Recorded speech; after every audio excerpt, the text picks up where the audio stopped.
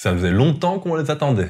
16, 30 et 56 mm de Sigma en monture X pour Fujifilm, c'est la nouvelle annonce du jour et c'est une super bonne annonce. Un tout grand merci à Sigma France de m'avoir envoyé ces trois objectifs en avant-première. Je les ai reçus 5 jours avant l'annonce officielle. J'ai déjà fait quelques photos et vidéos avec et je peux vous dire quand même que ce sont de super bons objectifs. C'est la même chose, ceux qu'on connaît déjà en monture E chez Sony, ceux qui sont déjà également en monture M chez Canon, c'est vraiment de super bons objectifs et je suis très content de les voir débarquer sur notre monture X, la monture Fujifilm. En plus de ça, c'est l'arrivée de Sigma, d'un gros constructeur d'objectifs sur notre monture X, la monture Fujifilm. Ça annonce que du bon pour les prochains mois et les prochaines années. Évidemment, si tu n'es pas encore abonné à la chaîne, je t'invite à t'abonner de façon à être au courant de la sortie des vidéos de review et de comparatif de ces trois objectifs, le 16, le 30 et le 56 mm 1.4. Dans cette vidéo, du coup, je vais discuter avec un autre fugiste que vous connaissez bien et qui a également eu ces trois objectifs en avant-première, c'est Damien Bernal. Comme on a déjà pu le faire en septembre 2021, on va prendre le temps d'enregistrer notre vidéoconférence. Au menu de cette discussion, ce qu'on pense de ces trois objectifs, les futurs objectifs Sigma que l'on verrait bien débarquer en monture X. Bref, on va parler Fujifilm pendant quelques temps, je sais pas trop combien de temps ça va prendre. Comme la première discussion, je vous invite plus à la mettre en fond de façon à écouter plus qu'à regarder car le visuel ne sera pas vraiment important. Et j'espère que cette vidéo vous plaira. Moi de mon côté, je vais mettre mon micro, mettre les lumières et on est parti pour cette discussion.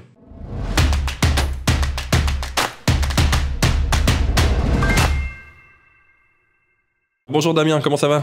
Salut Pierre, bah écoute, ça va bien. On est là du coup pour parler des trois objectifs Sigma qui viennent de sortir et puis de plus globalement de l'arrivée de Sigma en monture X. T'as eu les trois objectifs en avant-première également, c'est ça? Ils sont là. Je les ai posés à côté. Ils sont là? Ouais, moi aussi, ils sont juste derrière là. Ah oui, bah oui. T'as pu shooter un peu avec? Ouais, j'ai eu le temps de m'amuser avec. Écoute, ça s'est bien passé. Pas eu de problème particulier. Je pense que voilà. On connaît bien Sigma, hein. Enfin, moi je commence à en avoir testé un paquet d'objectifs Sigma et c'est quand même un constructeur qui a pour vocation. Souvent on dit marque tierce égale qualité un peu moindre, c'est pas le cas de Sigma. Sigma a vraiment la volonté de faire des objectifs qui sont aussi bons que les marques constructeurs, voire meilleurs. Et encore une fois, je pense que ça va se vérifier, même si il faut quand même préciser que on n'est pas non plus sur des nouveaux objectifs qu'ils auraient redesignés avec les technologies d'aujourd'hui. C'est des objectifs qui ont presque 5 ans et je pense que s'ils avaient été faits aujourd'hui, ils seraient probablement encore meilleurs. Ouais, je pense aussi. C'est la réflexion que je me suis faite en ouvrant les boîtes. C'est vraiment les mêmes objectifs qu'on connaît sur la monture E depuis un petit temps. Ils sont également sortis en monture M chez Canon. Moi, personnellement, j'ai juste un tout petit reproche sur le côté physique. C'est l'absence de bague de diaphragme. J'aurais tellement voulu qu'il y en ait une et ça aurait rendu les objectifs parfaits. Bon, là, c'est juste un petit truc qui manque, je trouve, à mon goût. Parce que j'ai vraiment pris l'habitude du coup avec les objectifs Fujifilm et puis les objectifs pour Fujifilm de régler le diaph sur l'objectif. Et là j'avoue que ça me manque un peu, mais sinon pour le reste comme tu le dis, c'est des optiques qu'on connaît, qui sont très bonnes. Et personnellement ça me fait vraiment très plaisir de les voir débarquer du coup sur la monture X. Et puis de plus globalement de voir arriver Sigma du coup avec ces objectifs qu'on connaît bien finalement. Alors je suis d'accord avec toi, hein. C'est vrai que pour la bague d'ouverture c'est... Alors moi ça m'a pas gêné parce que comme aujourd'hui je touche à pas mal de marques, en définitive je finis par m'habituer à pas l'avoir parce qu'il n'y a pas beaucoup de marques qui l'ont. Mais c'est vrai que si tu es habitué, si tu n'as que des objectifs comme ça et que tu as un objectif qui l'a pas, à chaque fois que tu mets cet objectif-là, tu es obligé de te dire « Ah non, l'ergonomie, elle change quand je mets celui-là. » Et c'est vrai que c'est moins agréable. Malgré tout, on verra, mais... Enfin, je le disais dans la vidéo, moi, que je fais sur l'annonce, mais... Aujourd'hui, Fuji n'a pas repris cette ergonomie sur le GFX, n'a pas repris cette ergonomie sur le XS10. Et moi, je suis sûr que sur le XH2, ils vont garder une molette PASM, tu vois. Pour moi, je suis sûr que sur le XH2, il n'y aura pas l'ergonomie Fujifilm. Je pense que l'ergonomie Fujifilm, elle va se cantonner au XT, tu vois. Enfin, en tout cas, c'est ma vision du truc parce qu'on a trop reproché au XT, au XH d'être pareil. Je pense qu'il faut les scinder par l'ergonomie. Et c'est vrai que quelque part, Fujifilm aussi pousse un peu vers standardiser. Et quelque part, une fois que tu as la molette PASM, tu fais ça avec les molettes, quoi.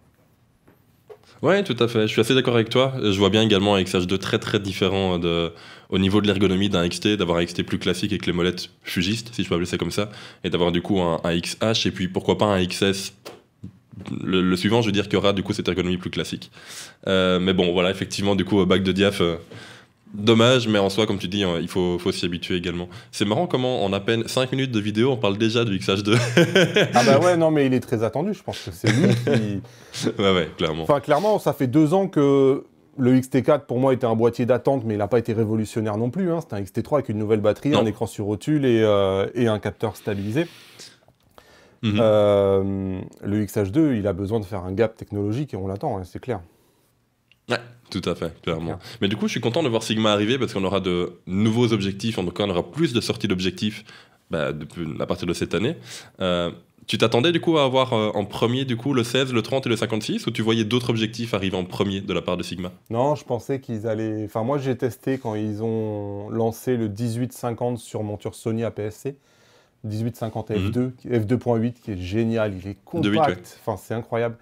Et je pensais que ça serait lui, parce que je pensais qu'il aurait peut-être été designé en ayant en tête qu'à long terme ça devait sortir un an après sur Fuji. Mais non, ils reprennent des objectifs d'il y a 4-5 ans. Donc, enfin, je sais pas si ils ont quand même annoncé que cet objectif-là arriverait au mois de décembre. Hein.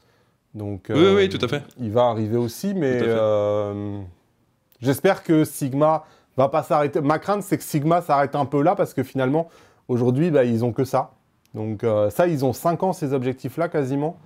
4-5 ans. Presque, ouais. Et depuis, il s'est rien passé. Si ce n'est le zoom qu'ils ont sorti il y a 6 mois, il s'est passé presque 3 ans pendant lesquels ils n'ont rien sorti. Donc ce que je sais pas, En c'est APS-C, il n'y a pas grand-chose. Hein. est-ce qu'ils vont redonner un élan à la conception d'objectifs APS-C ou est-ce que quelque part, ils mettent les 4 objectifs qui sont là et puis voilà. Je n'ai pas la réponse. Ah non, je suis assez d'accord avec toi. Je m'attendais, je t'avoue, moi, à voir ces trois-là arriver parce que c'est des objectifs qui sont, entre guillemets, pas très très chers par rapport à leur qualité. C'est vraiment de très bons objectifs, je trouve. Des objectifs qui sont déjà très très connus dans tout le monde APS-C. Je veux dire, chez Sony, qui était quand même pas mal avancé en APS-C, je pense qu'ils commencent à arrêter leur gamme, mais ils étaient quand même pas mal avancés et c'était trois objectifs qui étaient vraiment énormément conseillés.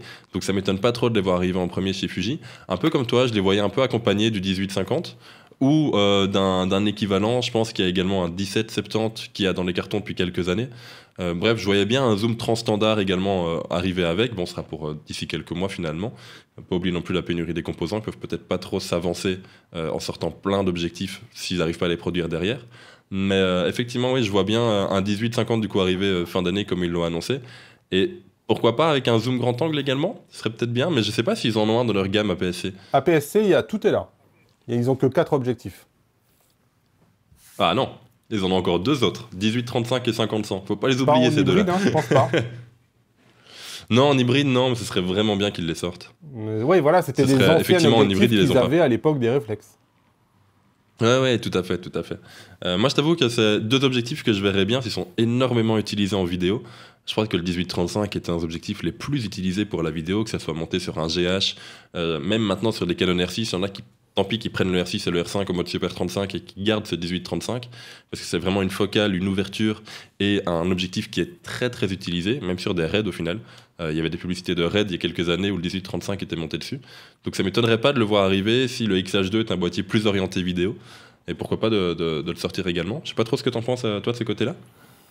Je sais pas. En fait, ce que je sais pas, c'est comment ils font leur plan à long terme. Tu vois, Tamron fait aussi des objectifs maintenant pour Fujifilm. Et ce qui est rigolo, c'est que ce que fait Tamron et ce que fait Sigma ne se recoupent pas. Donc, parfois, je me demande, est-ce que ils font... Enfin, je dis pas qu'il y a une entente, c'est pas du tout, il n'y a pas d'entente, mais quelque part, on voit bien ce qu'a fait les Indes historiquement et ce qu'a fait les autres historiquement, et c'est pas tout à fait la même chose. Est-ce qu'ils veillent quelque part à pas se lancer dans le design d'un objectif qui existerait déjà, par exemple, chez l'autre parce qu'on est, on est sur une part de marché qui est faible, qui est petite. Hein. On n'est pas sur les pleins formats où il y a vraiment un gros marché. Et c'est vrai que là, pour le coup, on est plutôt sur les plates-bandes de ce que fait déjà Tamron et de ce que risque. Tu vois, Tamron va proposer un 10-20. Un Tamron, c'est un 10-20, je crois, ou un truc comme ça. Ouais, ou un 11-20, je sais plus. Ouais, c'est ça, ou un 11-20, tu vois. Donc, est-ce que Sigma a envie, tout en sachant que Tamron a ça et qu'il va finir par le sortir sur Fujifilm tu vois, je sais pas s'ils réfléchissent à ça ou s'ils réfléchissent tout seuls, comme si les autres n'existaient pas. Je ne sais pas. Ah non, je sais pas non plus. Mais c'est vrai que c'est intéressant comme réflexion parce qu'effectivement, le marché n'est pas énorme non plus. Bon, même s'il y a quand même de quoi vendre, mais effectivement, on a déjà Tamron du coup qui a son 11-20. Sigma, à ma connaissance, n'avait pas de grand angle en APS-C, je veux dire même en en réflexe. Même en monture réflexe, je pense pas qu'ils en avaient de très très célèbres. Donc effectivement, au niveau des sorties, là, on a les 4 objectifs APS-C qui sont annoncés, les 3 qui sortent aujourd'hui et le 18-50 du coup en fin d'année. Tu les verras attaquer sur quoi du coup? Comme prochain objectif, peut-être qu'on connaît pas du tout. Bah, c'est presque un running gag, hein, parce qu'on attend le 70-200 depuis très très très longtemps chez Sigma, en plein format. Mais là, c'est pareil, c'est clairement là où aujourd'hui il y a zéro concurrence, c'est en 50-140, tu vois. Sur ce genre de focale-là, que Sigma sait très très bien faire, bah, clairement, il y a du besoin, quoi. Ou même en animalier, hein, on attend le premier qui sera capable de concurrencer Fuji sur du 100-400, ou même le futur 150-600, tu vois. Aujourd'hui, il y a zéro choix, quoi, hein, pour un fugiste. Clairement. Donc, je t'avoue que ça allait être ma réponse, moi. Je pense que... Ma réponse, ça allait être du coup un bon gros téléobjectif du style d'un 150-600 mm. Comme ils ont déjà en hybride, si je ne me trompe pas. Ils l'ont déjà du coup pour plein format, bien évidemment, mais je pense qu'il y a peut-être moyen de sortir un équivalent, en tout cas en APS-C. Et comme tu dis, il n'y a pas beaucoup de concurrence. Je veux dire, même chez Fujifilm, il y a un 50-140, un 100-400, et c'est tout. Arrête-moi si je me trompe, mais il n'y a que ces 2 objectifs-là en téléobjectif. Et Sigma a un 100-400 pour monture Sony. Alors, c'est du plein format, certes. N'empêche qu'il est quand même relativement compact, relativement léger, très très bien placé niveau prix. Tu vois, moi, tu lui mets ce 100-400, tu lui mets une monture Fuji, je pense que tel quel, même s'il est fait pour le plein format, il se vend. Ouais, tout à fait. Il aurait du sens, donc à voir, ça va être intéressant à suivre, il y a de quoi faire. Comme question, donc on a les 3 objectifs comme lancement. Bon, malheureusement, la bague de diaph, je me demande s'ils la mettront du coup sur les prochains nouveaux objectifs. Parce que là, c'est l'objectif qui existe déjà, donc il faut, entre guillemets, juste changer la monture. Bon, je sais pas si d'un point de vue technique, c'est aussi simple que ça, mais soit ça existe déjà. Mais sur de nouveaux objectifs qui vont arriver, qui vont être développés, je sais pas s'ils vont penser à la mettre. Peut-être pas, comme tu disais tout à l'heure, pour avoir un rendu un peu plus classique, peut-être, une prise en main plus classique. Je sais pas. Peut-être que ça va dépendre des ventes aussi, qu'ils attendent de voir le niveau de vente de ces objectifs-là eux-mêmes, et peut-être que ça doit être difficile à anticiper et se dire...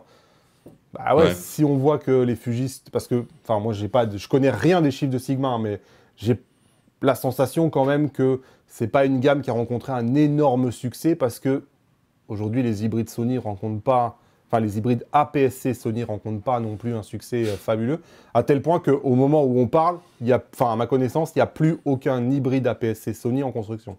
C'est-à-dire que Sony les a tous arrêtés pour cause de pénurie, tous, y compris ceux qui ont été lancés il y a 6 mois. Donc ça doit quand même être un signe que c'est pas non plus une gamme qui est ultra importante, quoi.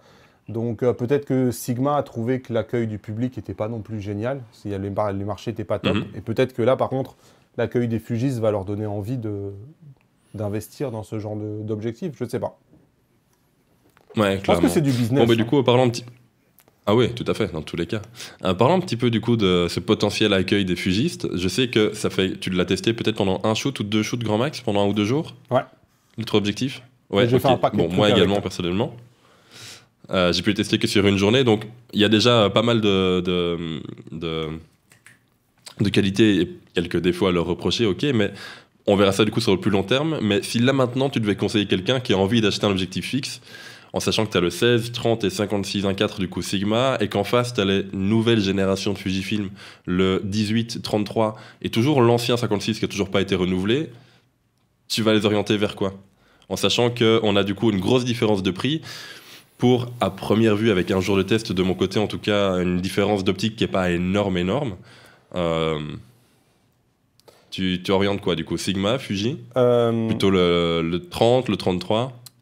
Alors moi, j'ai eu le temps quand même de les utiliser pas mal, parce que j'ai fait une session avec un modèle en extérieur, on a fait une session en studio, je les ai amenés au cirque, et j'étais dans un stade ce matin, donc j'ai eu quand même le temps de les utiliser, et un truc qui est week-end bien chargé. Un truc qui est frappant, c'est que il y a 2 générations chez Fuji, le 33 mm et une nouvelle génération, et je trouve que le 16 et le 56, ils ont vraiment beaucoup d'avantages par rapport aux objectifs Fujifilm qui doivent avoir 8-9 ans maintenant. Je trouve qu'on sent la différence d'âge. Je trouve que les objectifs Sigma sont vraiment très très bons. Par contre, quand on met le 33 mm qui vient juste de sortir par rapport au 30 mm Sigma, waouh, ce 33 mm Fujifilm, il est très très loin d'être... Enfin, il est meilleur, quoi. Pour moi, il fait tout mieux clairement. Quasiment. Et il est très très bon. Et c'est là qu'on voit qu'il y a quand même un intérêt à renouveler les optiques, quoi. Donc, en tout cas, moi, à choisir, celle qui m'impressionne le plus, c'est le 56 mm. Parce que pour moi, c'est ça les hybrides, en fait. Là, je le montre à la caméra qui est devant. C'est ça, en fait. C'est tout petit, hyper compact. Et là, on a un 56 mm 1.4, quoi. Et ça, pour moi, c'est pour moi, c'est exactement ce qu'on cherche sur un hybride Fujifilm, quoi. C'est une optique qui rentre quasiment dans la poche Nanjing. Si tu veux la stocker un tout petit peu, elle rentre. Et tu as du 1.4, là. Et là, pour le coup, je trouve que ça a vraiment son intérêt parce que, à côté, le 56 mm 1.2, bah, il paraît énorme, quoi. Ouais, bah, c'est pas qu'il paraît, il est énorme. Donc, et ça a manqué parce qu'aujourd'hui, on n'avait pas vraiment cette option-là. Non, clairement pas. On avait du coup le 50F2, le 56.1.2 et le 50F1. Bon, le 50F1, il est hors catégorie niveau taille et poids. Je le retire tout de suite. Mais effectivement, le 56.1.2, c'est vraiment une optique qui est très très célèbre chez Fuji et qui tarde à être renouvelée. Peut-être cette année ou pas, au final, on n'en sait encore rien du tout. Mais c'est vrai que quand on voit du coup le 56.1.4 que vient de sortir Sigma, c'est vraiment ça la philosophie Fujifilm. Quand tu me dis, c'est vraiment, c'est tout petit, c'est tout léger, ça fait vraiment du bien d'avoir ça sur le boîtier. Et entre nous, ça m'a même fait bizarre, moi, d'utiliser du coup un 56, enfin un équivalent 85 mm, en me disant, mais ma main gauche qui est en dessous de l'optique, Ah ouais. bah, elle sert quasiment à rien en fait. J'étais là, mais c'est bizarre.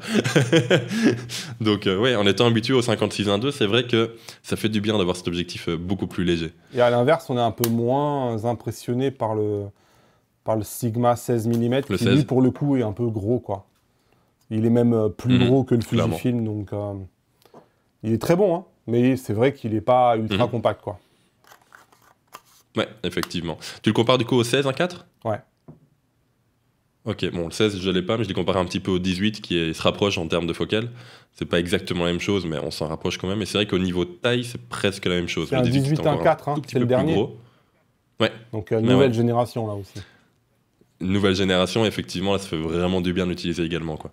C'est ce que je regarde un petit peu. J'ai sorti une vidéo il y a pas longtemps d'ailleurs sur le trio d'objectifs que j'aime bien, qui est le 18, 33 et 56. Et je trouvais que le 18 et 33 fonctionnaient très bien ensemble, mais malheureusement que le 56 venait un peu alourdir déjà physiquement par son poids, sa taille, mais en plus de ça, c'est pas agréable à utiliser comme un 18 ou un 33. Ici, en sortant 3 objectifs d'un coup, un trio qui couvre beaucoup d'utilisation au final. Je sais pas quel est trop ton rapport par rapport aux objectifs, si c'est plus zoom ou fixe, mais ici, tu as un équivalent 24, 50 et 85, t'as pas besoin de grand chose de plus au final, quoi. Ah ouais, je suis d'accord. Ah ouais, bah écoute, moi je suis super content. Ouais. Je pense que la monture Fujifilm, de manière générale, on voit que Fujifilm n'a pas forcément la puissance d'autres constructeurs. Je pense qu'on le voit que là, depuis 3 ans, ils sortent 2 optiques par an, quoi. En gros, c'est ultra poussif. Hein. J'étais à une conférence Sony là, il y a une semaine. Les mecs, ils expliquent qu'ils arrivent à sortir 8 optiques par an, quoi. C'est monstrueux. Canon également. Et Canon fait la même chose. C'est vrai que chez Fuji, c'est quand même piano avec des optiques qui aujourd'hui auraient besoin d'être renouvelées. Et je trouve que c'est génial, quoi, d'avoir Tamron et d'avoir Sigma qui maintenant va venir proposer des options. Mais c'est génial, ça va dynamiser la monture. Fuji, finalement, a juste à se dire, on concentre tous nos efforts pour avoir les meilleurs boîtiers possibles. Et l'alchimie va se créer. Je pense que ça va même relancer les ventes. Oui, clairement, tout à fait. C'est ce que je me disais aussi, c'est que Fujifilm commence un petit peu à ralentir. Bon, un peu comme toutes les marques ces temps-ci, entre le Covid et la pénurie de composants. Mais comme tu le dis, effectivement, même au niveau des annonces, c'est au final très très lent. Et pour les annonces qu'on a, je pense notamment au XT30 Mark II, c'est une annonce, mais qui sert au final pas à grand-chose, quoi. Donc, comme tu le dis, c'est très poussif, très lent. Pas la même image, en tout cas, qu'on peut avoir chez Sony ou chez Canon. Et donc le fait d'avoir comme ça d'autres constructeurs qui viennent, on a parlé de Tamron, mais il y a également Viltrox qui se bouge un petit peu, Samyang qui commence à se bouger également. On a de beaux choix d'optique en fait, là maintenant et dans le futur également.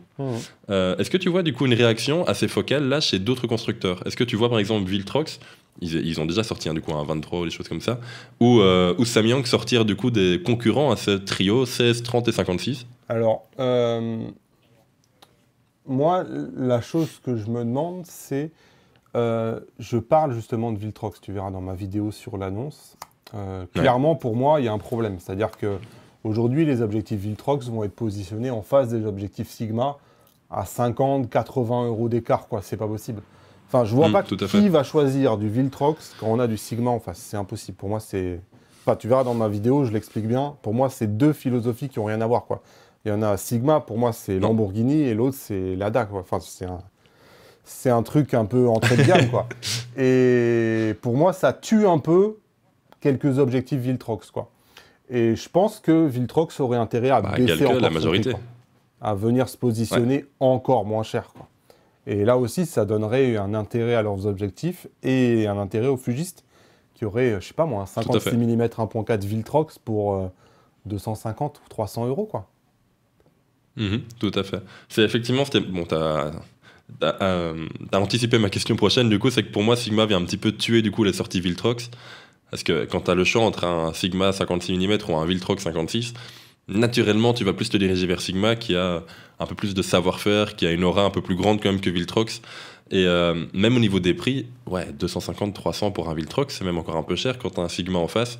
Alors, je pense que les prix, si j'ai bien compris, mais n'hésite pas à me contredire, si j'ai bien compris, ce sont les mêmes prix que sur la monture Sony. Non, c'est pas tout à fait les mêmes. Ah, t'as une info en plus. Attends, les prix... C'est 399 € pour le 30 mm et 429 € pour les deux autres. Ok, bah ça reste encore assez... Ah ouais, non, c'est très pas abordable tout à fait même. les mêmes, mais c'est très abordable, ouais. Ouais. À se demander même si c'est pas... Parce que j'ai regardé, moi, par rapport au prix Fujifilm, et c'est presque divisé par deux. Tu prends le prix Fujifilm, tu divises par deux, t'as le prix Sigma. Ok. Est-ce que c'est fait exprès, tu penses? Mais donc du coup, ouais, je sais pas trop ce que t'en penses de l'avenir de Viltrox là-dedans, et même bon, des autres marques, mais qui jouent pas tout à fait dans la même cour. Viltrox après sort un très très bon 13 mm. On en a parlé tous les deux, je pense, mais pour moi, il y a vraiment les objectifs Viltrox d'un côté, et puis le 13 qu'ils ont sorti récemment, qui est bien meilleur optiquement, alors que c'est une focale qui est un peu plus compliquée, je pense, à faire pourtant, qu'un équivalent 35 ou 50. Mais les Viltrox qu'on connaît, du style d'un 23, d'un 35 ou d'un 56, comme tu en as parlé, face au Sigma, sauf s'il diminue beaucoup de prix, mais sinon pour moi je les vois pas trop avoir un avenir radieux, quoi. Ouais, c'est clair. Je pense qu'ils ont fait probablement leur temps, entre guillemets, hein. Sous-entendu, ils ont dû en écouler déjà pas mal. Je pense que là, ça va se tasser. Ouais, Et, clairement. et clairement, mais bon, Viltrox fait plein de montures, hein, fait vraiment plein de montures. Ils ne s'arrêtent pas à Fujifilm. Et je pense qu'ils ont l'air très agressifs, hein. Eux, ils veulent sortir le plus de focales possible. Et je pense que ces focales-là, ils les ont sorties il y a quelques années. Ils vont continuer à... Moi, j'aimerais bien qu'ils commencent à faire des zooms. Jusqu'à maintenant, ils font que des focales fixes. Donc, on verra, ouais. Mais le 13 mm, il est top. Et lui, je pense qu'il sera concurrencé ni par Sigma, ni par Tamron. Non, effectivement, je vois pas d'objectif fixe. Il y a Samyang qui essaie de le concurrencer, mais c'est pas tout à fait la même philosophie entre le 12 f2 et le 13 1.4 de chez Viltrox. Donc c'est vraiment deux choix totalement différents. Mais effectivement, je vois ni Sigma ni Tamron le concurrencer. J'aurais bien voulu que Fuji le fasse, mais ça va être un peu compliqué, je pense. Moi, je comprends pas pourquoi Fujifilm le fait pas. Ça, c'est... Moi, si tu me demandes pourquoi... clairement. Enfin, des fois, tu te dis, mais les mecs qui vont travailler 2 ans sur un 50 mm f1 dont personne en a rien à... Enfin, voilà. Désolé, mais je veux dire, c'est une optique plein format. En fait, on se dit, mais on n'est pas chez Fuji pour un objectif comme ça. En plus, il est loupé. Non, donc, et à l'inverse, il n'y a pas de focale fixe comme ce 13 mm 1.4. Ça fait 10 ans qu'ils font des objectifs et il n'y a pas ça. C'est hallucinant, quoi. Tout à fait. Donc, Tout à fait. moi, je suis bien content que Viltrox l'ait fait. Et encore une fois, ça vient donner plus de choix aux fugistes. D'autant plus que c'est bien placé niveau prix. C'est top, quoi. Ah ouais, tout à fait. Il est vraiment très abordable par rapport à sa qualité optique. Il est un petit peu lourd et encombrant, mais bon, au final, ça va encore. Je dis lourd et encombrant quand tu le compares par exemple au Samyang 12 f2 qui est vraiment son concurrent. C'est vraiment deux choses totalement, deux philosophies totalement différentes en tout cas. Moi j'ai fait le tour de mes questions du coup. Est-ce que tu as quelque chose à dire pour conclure cette petite conversation sur les Sigma ? Bah écoute, non, hein, je suis ravi que la monture Fujifilm progresse parce que le risque c'est un peu d'arriver comme Panasonic et comme Olympus avec le micro 4 tiers qui n'est peut-être pas mort mais qui est quand même sur le déclin et qui n'est pas non plus super en bonne santé. Et c'est vrai que le full frame attaque fort, le full frame en plus a des prix qui est très agressif et je pense que c'était essentiel pour la monture Fujifilm de s'ouvrir, d'avoir toutes ces options-là. Et j'imagine pas aujourd'hui dans quel état serait Fujifilm si on n'avait pas les objectifs Viltrox, Sigma et Tamron et qu'il n'y avait rien qui sortait. Je pense que ça aurait été dangereux. Ouais, tout à fait. Je pense aussi du coup que cette sortie Sigma et puis l'annonce de l'arrivée de Sigma en monture X a vraiment boosté les ventes, en tout cas chez Fujifilm, ou en tout cas rassuré les utilisateurs déjà fugistes, comme quoi un parc optique va se créer chez Sigma et donc va permettre d'avoir un peu plus de choix, d'avoir des choix différents. On parlait tout à l'heure de la différence de compacité entre le 56.1.2 et le 56.1.4. C'est vrai que maintenant on a d'autres choix et ça fait vraiment du bien, quoi. Je sais pas si tu vois une réaction de Fujifilm en tout cas par rapport à ça. Est-ce qu'ils vont du coup sortir peut-être plus rapidement un 56 mm 1.2 version 2 ou est-ce qu'ils vont peut-être attaquer avec un 1.4? Ça ferait peut-être beaucoup de 50, hein, mais Écoute, il y a peut-être moyen en tout cas maintenant. je pense que Fuji est au maximum de ce qu'ils peuvent faire. J'imagine que s'ils pouvaient faire mieux, ils le feraient. C'est Ouais, tout à fait. la première chose. Je pense que voilà, c'est pas un constructeur qui a les mêmes moyens que les autres. Enfin, que les autres gros, j'entends, hein, qu'ils sont probablement limités. Par exemple, je n'explique pas qu'ils aient toujours pas réussi à sortir ce 23 mm 1.4 qu'ils ont annoncé il y a 6 mois et qui est toujours pas arrivé, quoi. On sent qu'ils ont quand même des gros problèmes, alors que pourtant, c'est pas comme s'ils sortaient 10 objectifs, quoi. Mais même un seul, ils sont pas arrivés à le sortir, le 23 mm. Donc je pense que voilà. Par contre, toutes les rumeurs disent qu'il y a bien un 56 mm 1.2 MK2 qui est prévu pour cette année. Après, moi, j'en sais pas plus, hein, mais toutes les rumeurs disent qu'il est bien prévu parce qu'il y en a besoin. Ah, il y en a vraiment besoin. À un moment donné, ça on revient un petit peu si du coup. un XH2 avec un super autofocus, enfin ça. Et que ça foire à ce niveau-là. Et que ça foire avec le 56 mm 1.2, ça va être embêtant quand même. Bon, du coup, un tout grand merci d'avoir pris le temps de faire cette petite discussion un dimanche après-midi. Bah écoute, merci de l'invitation. J'imagine que tu vas du coup sortir. De rien, j'imagine que du coup tu vas sortir des vidéos sur le 16, le 30 et le 56. Bien sûr. C'est prévu, donc n'hésitez pas du coup à aller vous abonner à sa chaîne qui est en description également.